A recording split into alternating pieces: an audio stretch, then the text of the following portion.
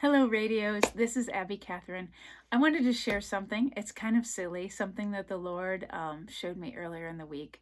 Oftentimes, when He speaks to me, He shows me stories or pictures, like kind of like a parable. Um, which is great because that's how I see. I'm a visual learner, so when He gives me a picture like that, I really pick up on it. But what it was, He was showing me that we're in a season, like myself, I know I am, but I feel a lot of the body is right now, of bringing a balance.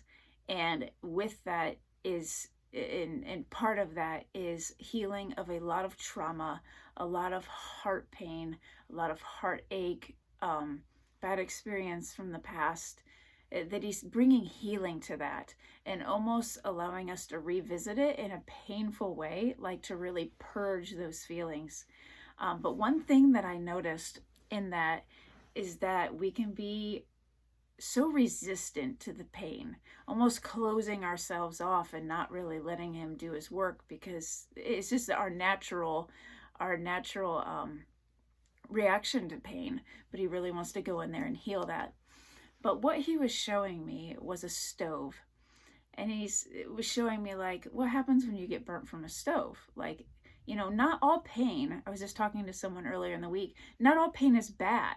When you do touch a stove and you get burnt, or let's say a little child comes over and puts their hand on a stove and gets burnt, they learn something from that pain. Don't do that again. That causes pain, that causes injury, that's not good for you. So, but in the same way, even with relationships that we have, we can get burnt, and it can really, really hurt. And it's not all bad, it's what we learn from it. So let's say I touch a stove and I'm learning, wow, that is hot, I hurt, I have a bandage on, I'm really wounded. And I have ways of, I can either ask the Lord for counsel and wisdom. How do I deal with this stove? I just got burnt. I know that you still want to bless me with this, and that, good things come from it. I do like warm food. How do I balance this out, Lord? What do I do to have healthy boundaries?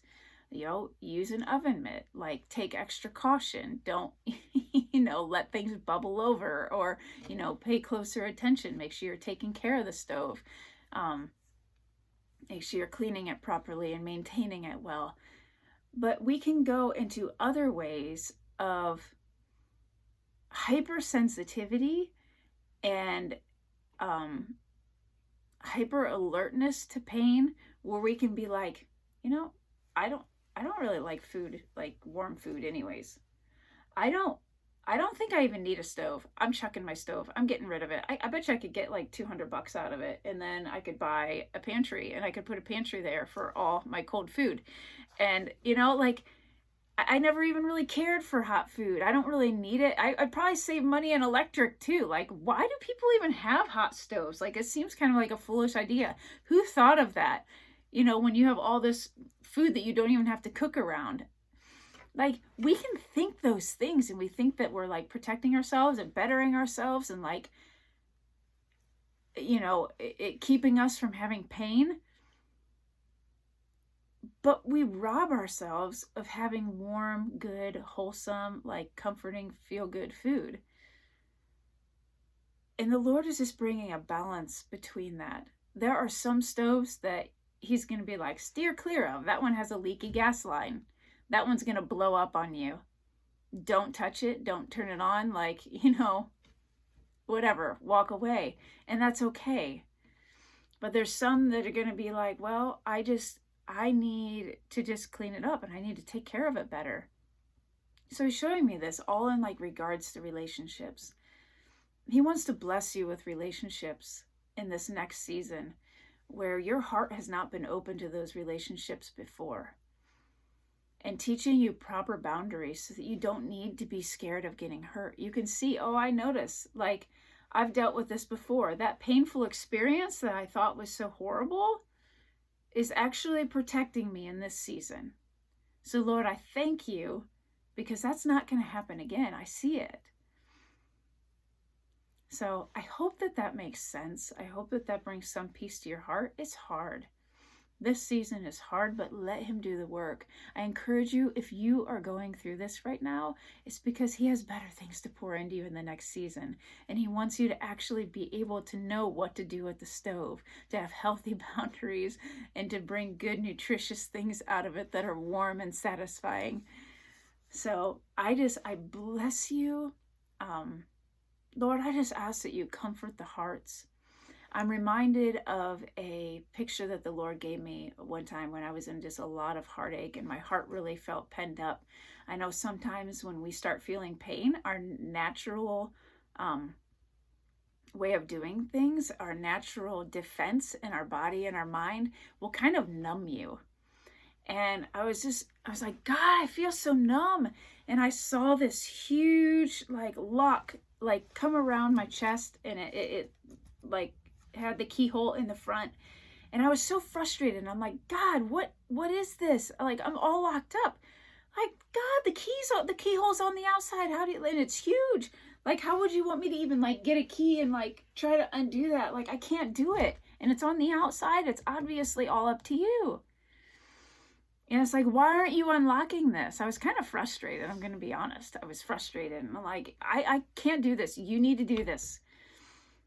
And he allowed me to get through that and to get through the frustration of why I see this lock. And it's when I was done and I calmed down, and he's like, honey, you need to move your hands. Here the whole time I had the keyhole covered like this. Almost I remember when I was a kid, I cut open my knee and my aunt kept trying to look at it, and I had a death grip on that thing, it hurt bad, and I didn't want to see it. I almost didn't even want to look at it, because when I looked at it, I felt it. As long as I didn't look at it, it didn't hurt that bad. But the moment I saw that gashed open knee, I had to have 9 stitches in my knee. The moment I saw it is the moment that I hurt, and I didn't want to expose it. But the Lord is saying in this season, expose it. Take your hands off the lock. Open your hands. I think that's amazing that when we're in worship, a lot of times our arms go out when we're praising him.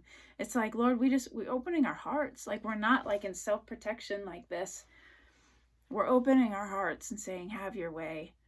So I just encourage you to allow him to teach you through your past pain and to look at it. I know that it's not good to look at. I know that it's ugly, and I know that it hurts.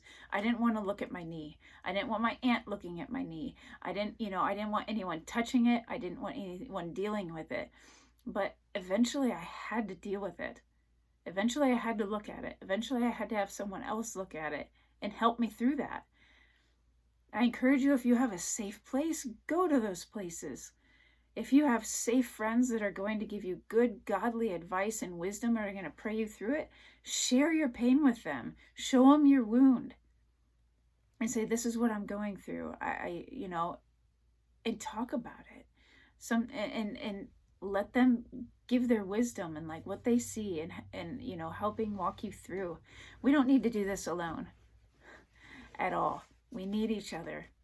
We need each other. Even if the other stove that you're working with is has crumbs all over it, spilled, something boiled over, it's okay.